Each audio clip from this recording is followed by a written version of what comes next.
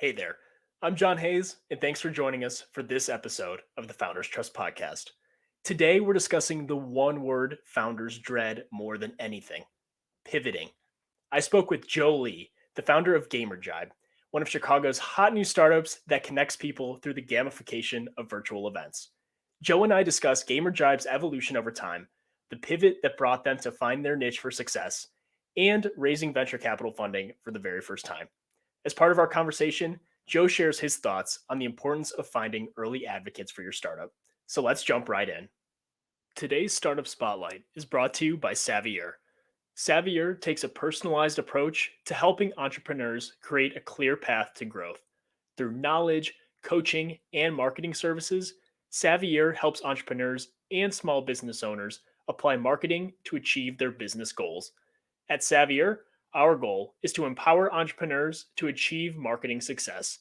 Check them out at Savier, that's savvyeur.com today.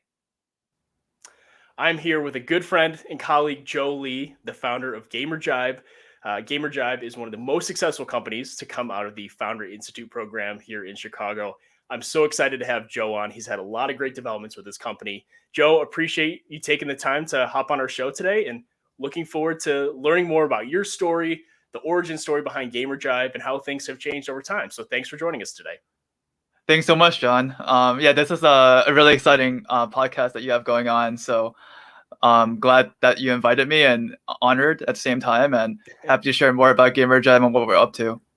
Well, I appreciate that, Joe. We're excited to have you on today and learn a lot more about your company. So why don't we start there? Tell us about Gamerjibe, where it all started, and where you guys are currently at. So a little bit about Gamerjibe. So Gamerjibe is a virtual events platform that uses immersion and gamification to make virtual experiences really engaging and memorable. So we started running virtual events seriously last year, right before COVID, like a few months before COVID became crazy in the US. And ever since we got our first paying sponsors who were adding their logos within our environment, we thought that there was an opportunity here. And with everything going on, it became a really great test bed for all kinds of immersive and fun virtual event experiences that we ended up creating with a variety of different customers and event types. So all in all, like really excited about our progress, but at the same time, as a founder, really stressed, as you know. So it's been a fun journey so far. I'm really excited about where we can take it. Well, perfect timing on starting virtual events right before COVID hit. I have to say, next time I'm playing the lottery, Joe, I'm giving you a call because you seem to be very prescient when it comes to timing on some of these things. But certainly, Gamerjibe has been a great resource for just founders in Chicago. And speaking of different personal experience, through your platform has been an awesome way to continue meeting with other founders and resources through like the Founder Institute networking events and things.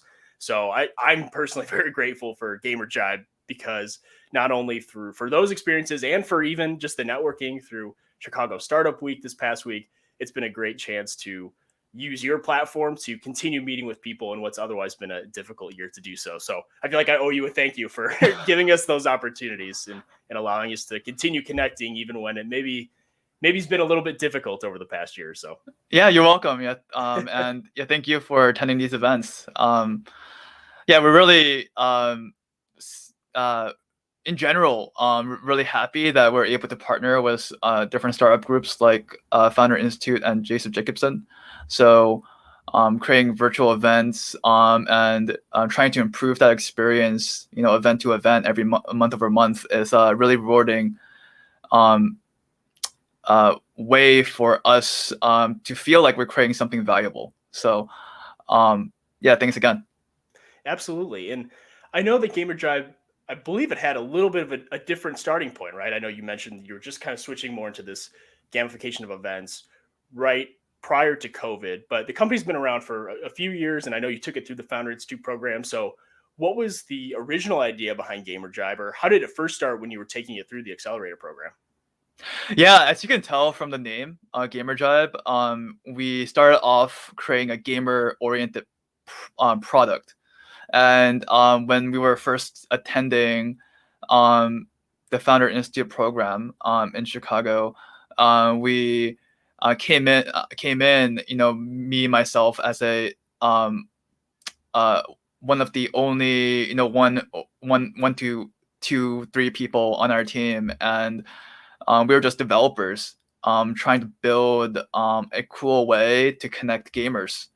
Um, and at the time, we're building like this real-time Reddit forum board, but with the ability to play like games, like competitive esports, web games, um, with each other through this gamer-oriented web platform.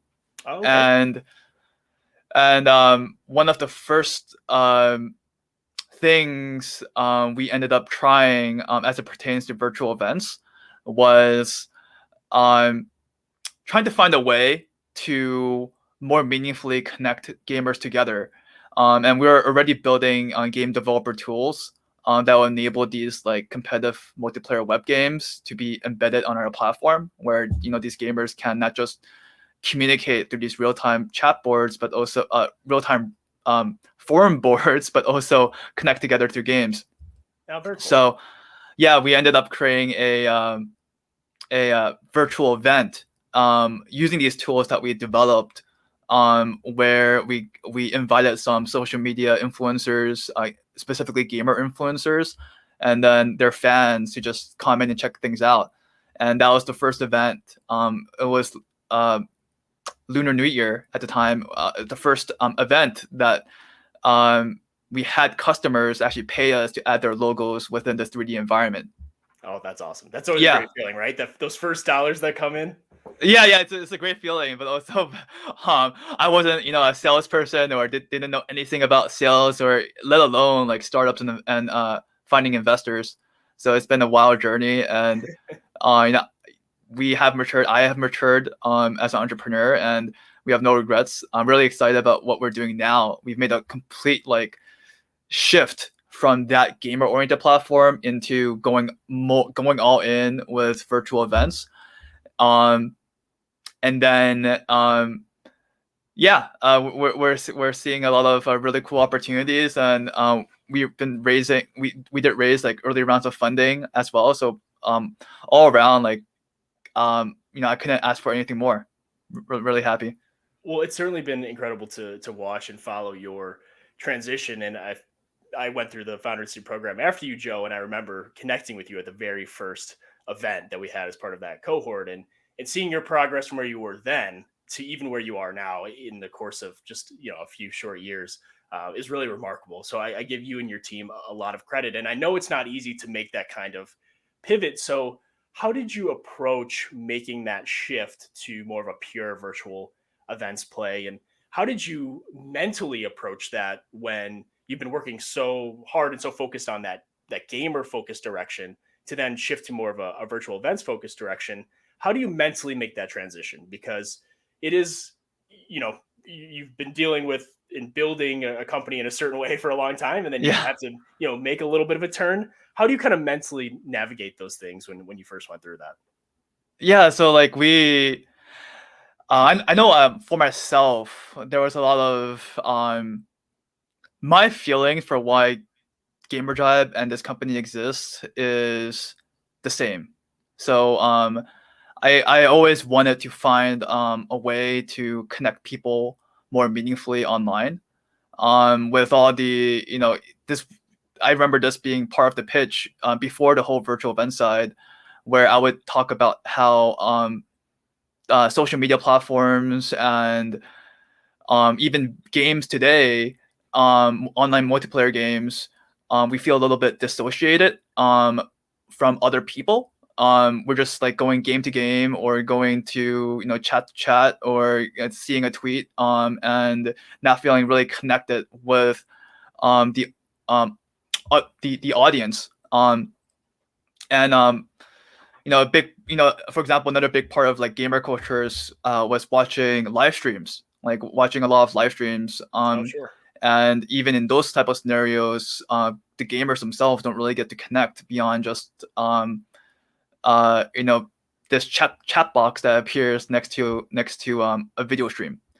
Um, so from the very get-go of starting Gamerjibe, there was an underlying desire to want to enable people to connect more meaningfully online, and that hasn't changed from the pivot.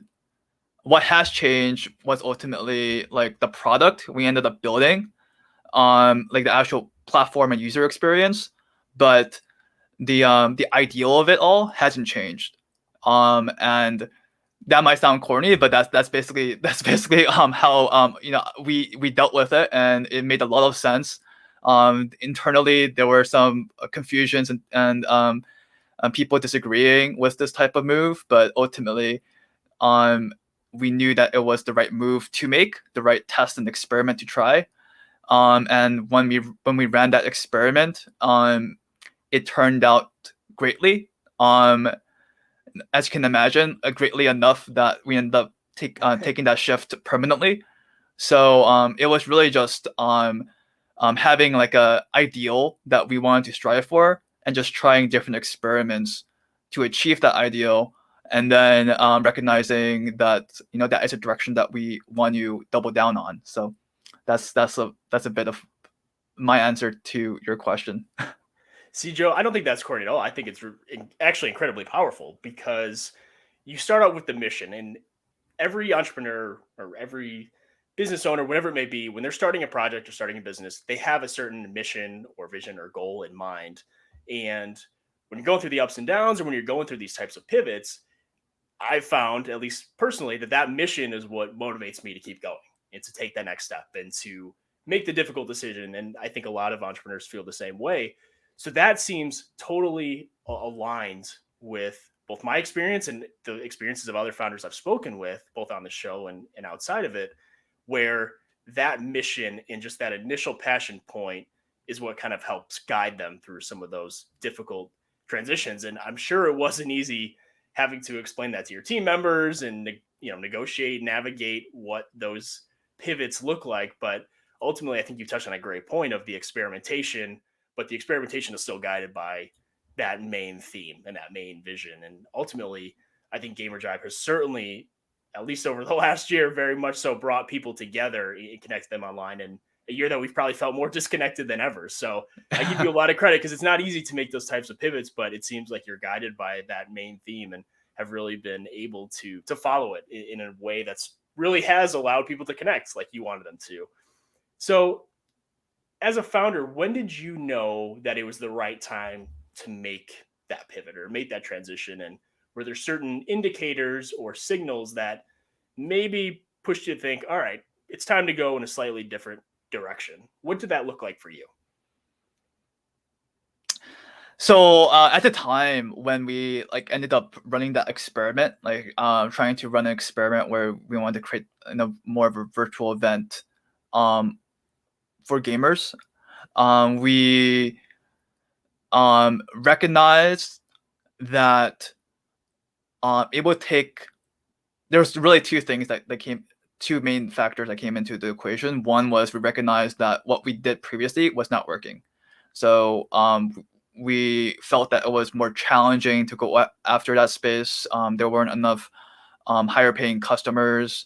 There's a lot of development time that were being put into it without much reward. That was one thing that we recognized. The other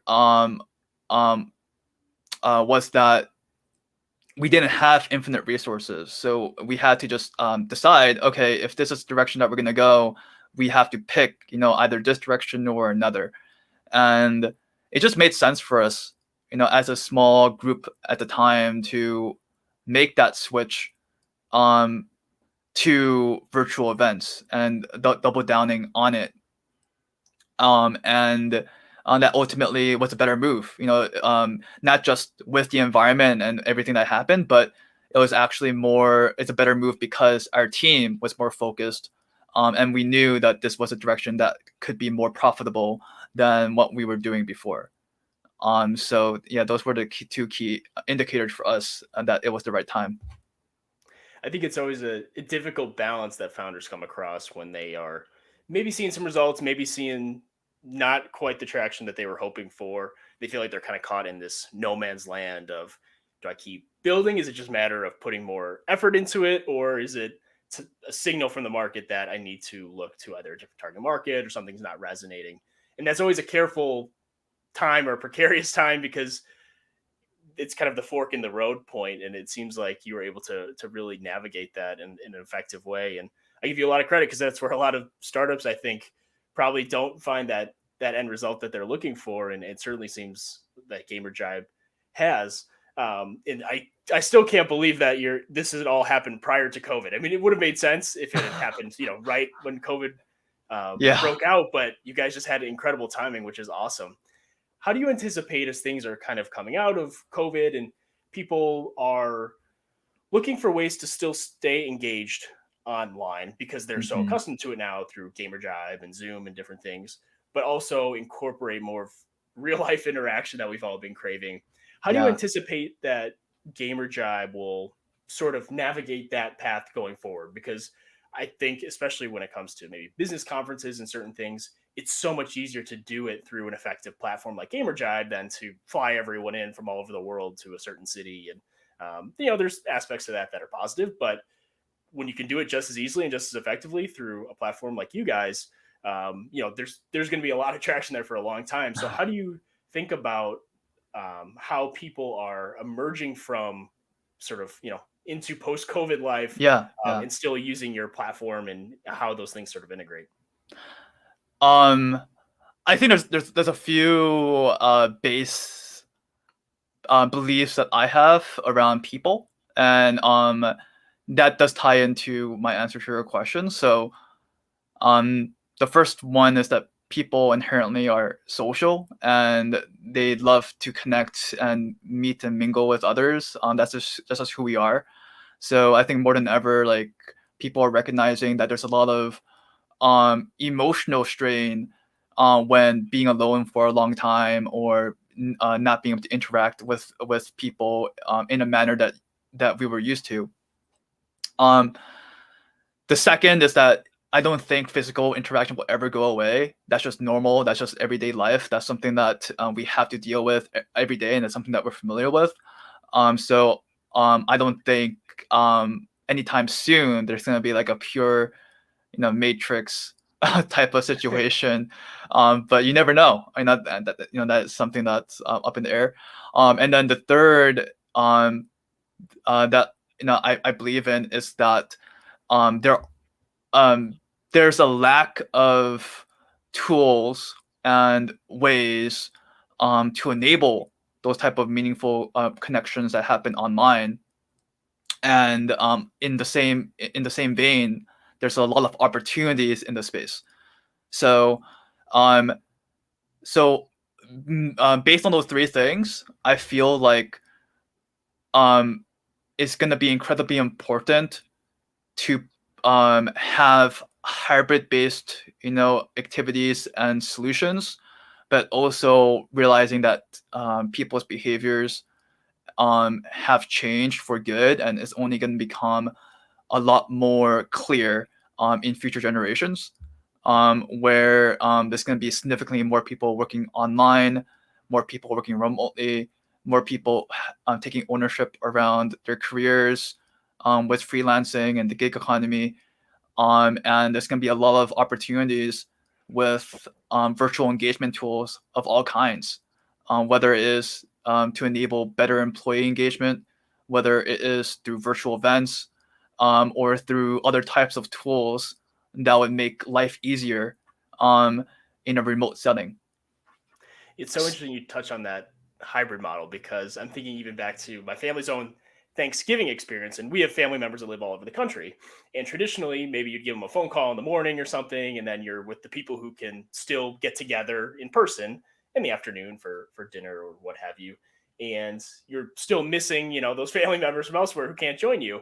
But this year, we were able to use Zoom to actually have them at the dining room table with us, where Yeah, we yeah, normally wouldn't. And I think some of those things are never going to go away, because sometimes it's just not feasible for people to travel. It's either through expense or whatever it may be. And I think the hybrid model is really here to stay, and people are comfortable with it and have grown to appreciate it, rather than just hopping on the phone or seeing someone once in a while. I think people have really embraced that and the tech around it. So I'm actually really excited for those types of hybrid interactions to stay in place, because the in-person interaction Mhm. is obviously just natural to who we are as human beings, like you touched on, but there is something really special about having people as close to that as possible through platforms like you guys. So I'm really excited for that as well. And how is Gamerjibe then thinking about some of more of the corporate side of things? Because you touched on a lot of companies are going to stay remote for a while, save on rent, save on corporate overhead, and you're going to have a lot more people who are working in freelance capacities but still want to connect. So have you thought about how Gamerjibe maybe fits into that picture when it comes to more of the corporate virtual world? That's a good question. Yeah, I think in general, I view immersion, which is the core element of Gamerjibe, right? We're using immersion as an element um, to better connect people online, and immersion to me is very similar to the web, or websites as a technology. And the reason why I say this is because I think there's going to be a lot of opportunities, a lot of different applications and startups and companies that will arise to fill different needs when it comes to virtual engagement. With that said, we are looking at different ways to better connect, employees, or maybe create a virtual office or something more persistent rather than single events. Um, and we are testing those things as we speak. But I would say that I'm all around very excited around what comes out from all of this. In the next, year, 2 years, 5, 10 years, there's going to be a ton of remote-based tools and applications, and things that experiences that we are not thinking about right now, that will become prevalent then. So that's my that's my broad answer for your question. Yeah, it's obviously for as many negatives as have come out of the pandemic, there are certainly a lot of opportunities that have come out of it as well. And as you touched on, I think this ability to, or this focus on developing remote tools and virtual tools, both for social purposes, business purposes, educational purposes, I think is going to be really important and sort of the new evolution of the internet and connectivity, where it all used to be text, an email, and and all that great Yeah. stuff. But now we can see people in person or face to face or through avatars and various things. So Yeah, exactly. I really mean, even excited. even what we're doing now, like this Of course. podcast, right?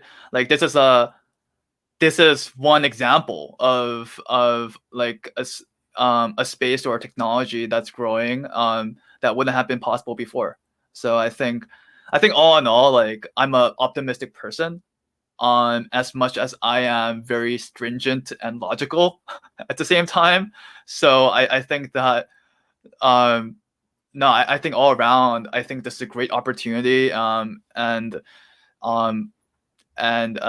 there's a lot of forward momentum going on within different markets that are trying to do things more virtually. Absolutely. And I know you and I aren't the only ones who think it's a great opportunity, because you guys actually raised some venture capital dollars over the last few months, which is awesome. So you have investor traction, you have investor belief in you guys. Just a remarkable achievement to be able to raise a pre-seed round in the middle of February in a pandemic. So kudos to you guys. But can you share a little bit more about what that experience was like, and what's the impact for raising funds at this time on your growth plans and where you want to go? I think it's really easy to blame like outside factors like the pandemic on like fundraising, having issues with fundraising. It's always been difficult. And I think in general, if anything, it's been harder possibly for younger startups to get funding that they need. Um, but at the same time, I know for us, uh, we as soon as we got a lead investor, or an investor that was moving and selling a terms that we really liked, and they put in a large check, and that stemmed into more introductions and referrals and other types of angel investors that eventually came on board. The entire process only took a month or two. It only took like a month or two. But the aspect of trying to find a lead investor took a while. It took like a few months. Because we weren't really sure about our valuation. We weren't sure if we were ready. There was a lot of hesitancy around, platforms like this, and we just had to develop the right story and pitch for it to make sense. So we're still very early, obviously. Like we're still very early. I mean, we're in the same boat as really any other founder out there that are seeking to get their idea off the ground. And the only thing that me and my team are really focused on now is just hitting our metrics. Like we have a specific goal that we're trying to hit this year. We're looking forward to raising more capital at the end of this year. And that is like that's like basically what we're thinking about daily all the time to accomplish. So I would say in terms of our my fundraising experience, it really just boiled down to finding a few people who really loved the platform, really loved the idea, really loved the business. And I think in the whole grand scheme of things, just finding a few key supporters should is at least what we can do as founders to support what we're working on. And if we are able to find those few, active supporters, then it really just stems from there, right? Those supporters will then share it with other supporters they have in their network, and the messaging that you put out will be more tuned and tailored based on the investors that you start bringing in, and it just becomes like a much easier time to raise funding. Yeah, that's my sort of thoughts around the fundraising effort. Yeah, you make a great point about advocates, Joe. And those first few advocates, especially at the early stage, really seem to move the needle more than almost anything else you're doing, besides revenue and traction and some of those things, because it's just having those first few evangelists who believe in your platform, believe in your mission and what you're building, and then go out and advocate for you to potential capital partners that really do make the difference. And I'm so glad that Gamerjibe was able to find those. And I know the list is growing every day of advocates for your platform. You talked about a little bit the process for finding a lead investor. What were some of the factors that you considered in looking for a capital partner for your raise or to lead your raise, that these were some of the really key characteristics or value adds that you wanted to make sure that your lead investor had to really support Gamerjibe? Yeah, I think there's a few things that I've learned through this process so far, and I'm sure there's a lot more that I'll learn as we raise more funding in the near future. Is that when someone supports you, it's very obvious. Like most investors, if you reach out to them, will either straight out ignore you, or they will just say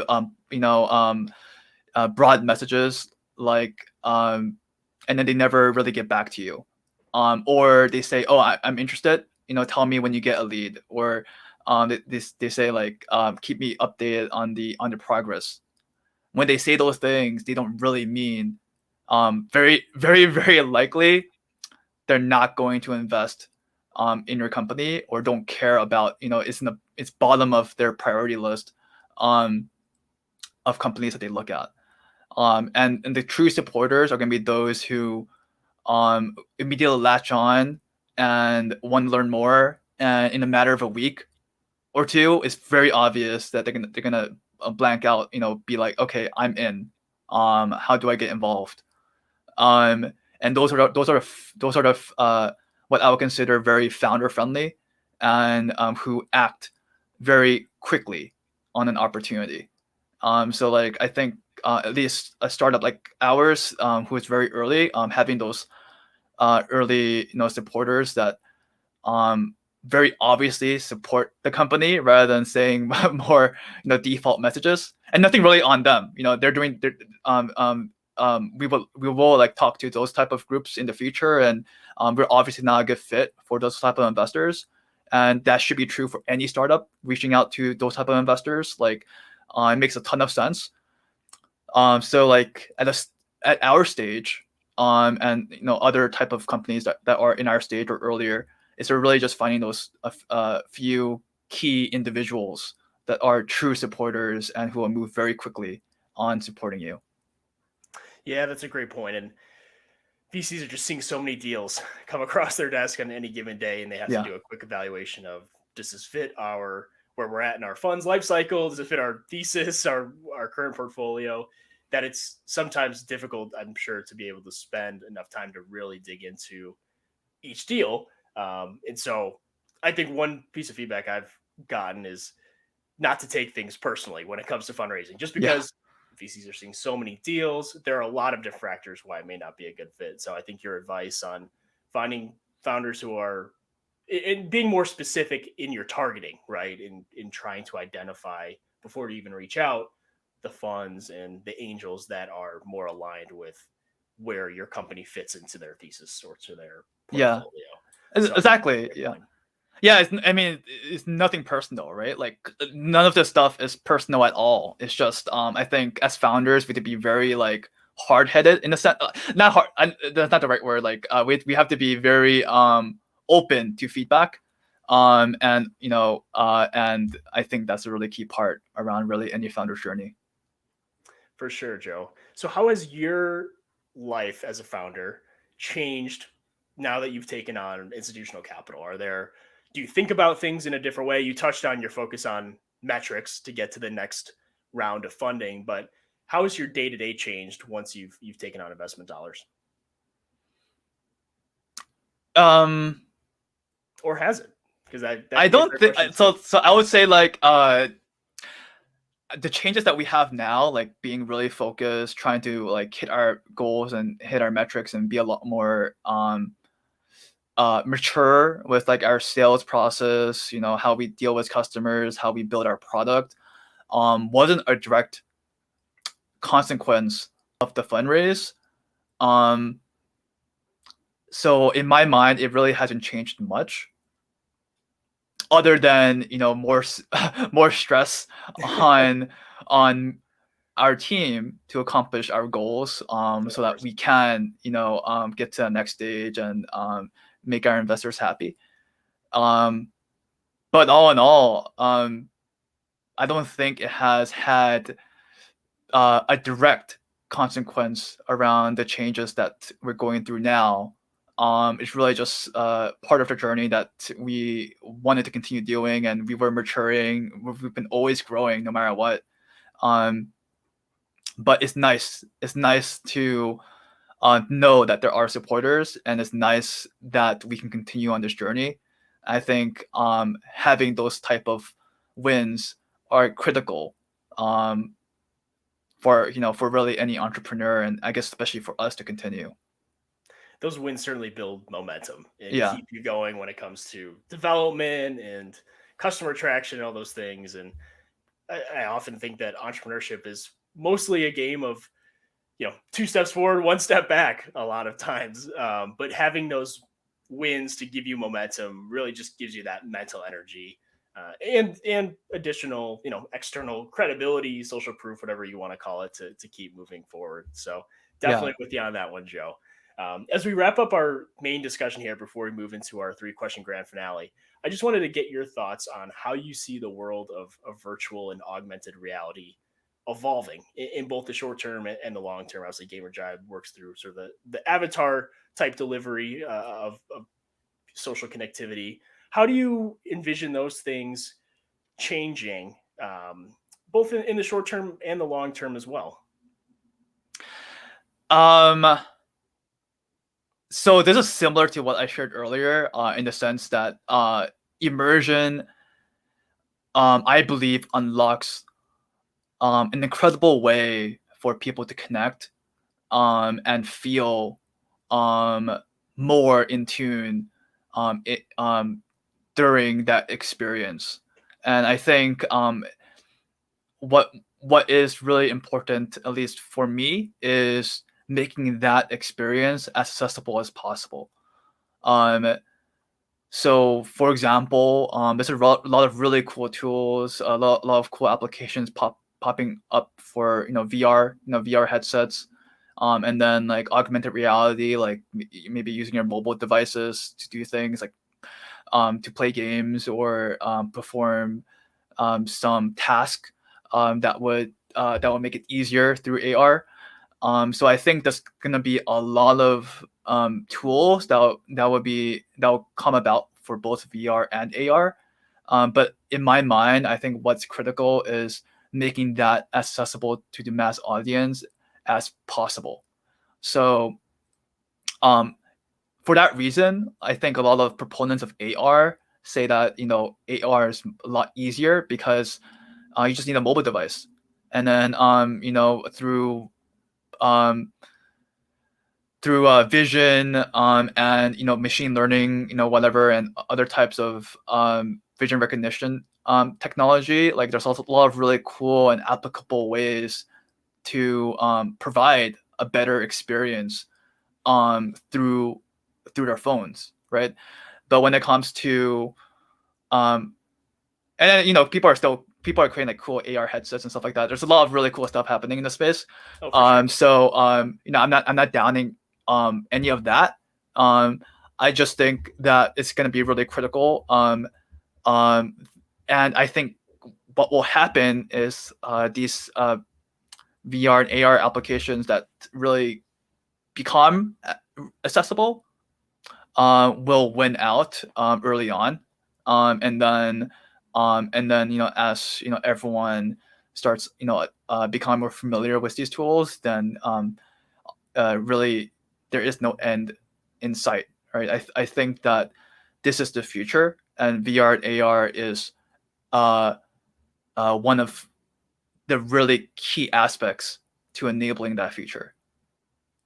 I think it's a great point, Joe. And it does seem very fragmented right now in terms of both hardware and software and what you can do through those things. So once a company or a few companies seem to tie maybe a few of those fragments together, maybe they'll find that scale a little bit more quickly. And it certainly seems that that's the way things are heading. And I don't know if it'll certainly be an evolution. I don't know if it's a scary one or a good one, and maybe it'll take us more out of real life and into the virtual world, but that'll certainly bring a lot of good things as well. So appreciate your thoughts on that. And as we head into our 3-question grand finale here, Joe, just want to start by asking, what's been your favorite moment working with Gamerjibe so far?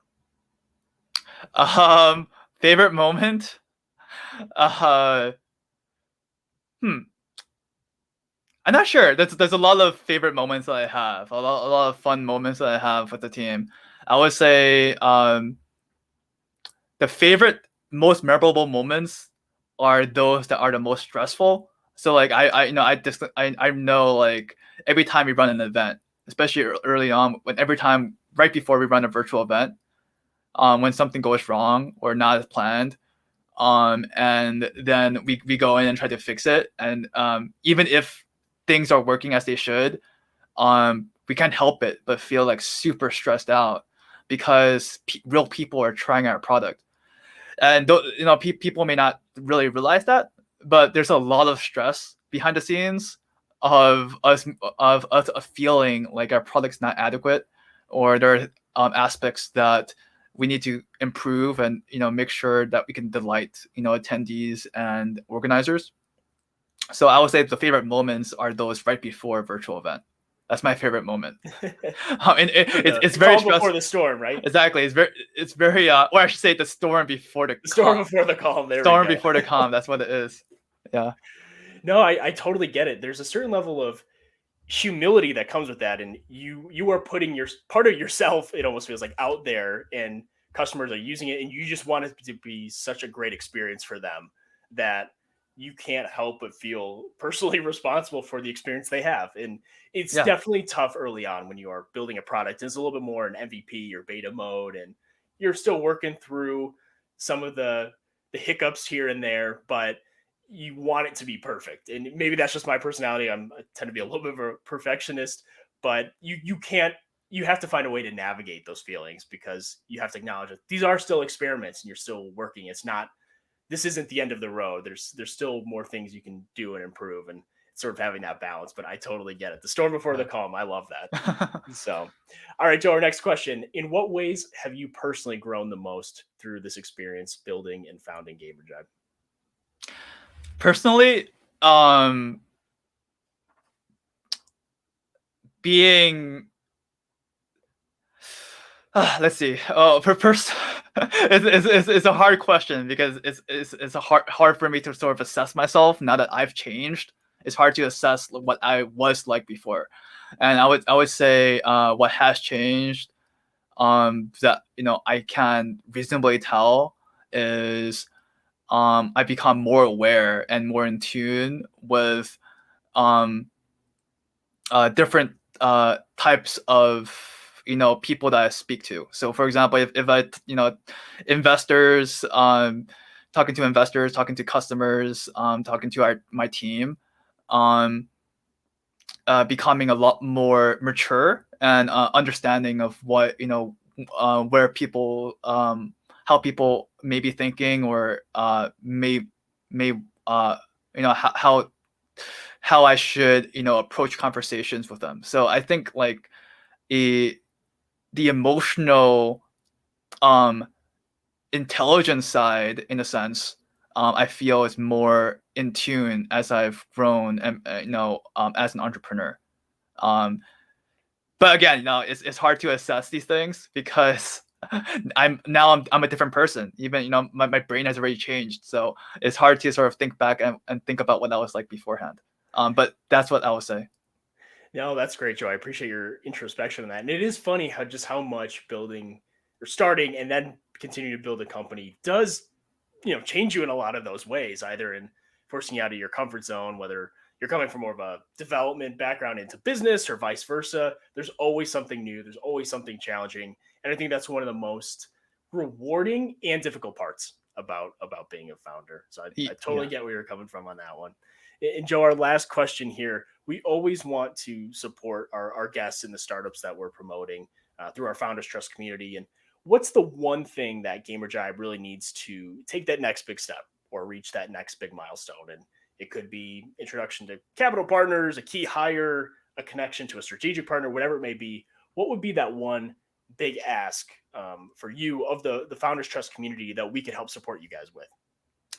I would just say like we are starting to roll out a self-service way to create and run events on our platform. So we're looking for people who would like to try it out. We're willing to give it out so that people can try and give us feedback. So if you're interested, or and when I say you, I mean anyone in the audience interested in trying an event or some sort of virtual experience with us, just let us know. I'm happy to talk to you. I'm happy to introduce my team and get some sort of pilot event or experience going. We're always looking for feedback on what we're working on. So that's probably going to be my biggest ask in this podcast.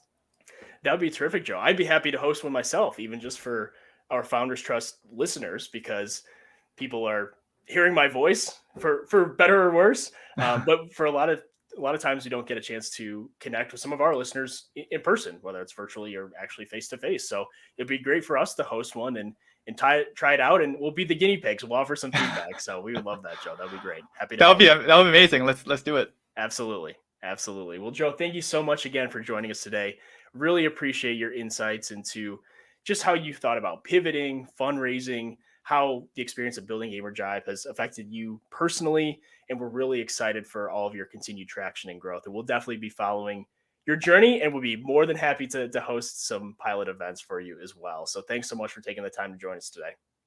Thank you so much, John. And it's really great to be on this show, and looking forward to staying connected in the future.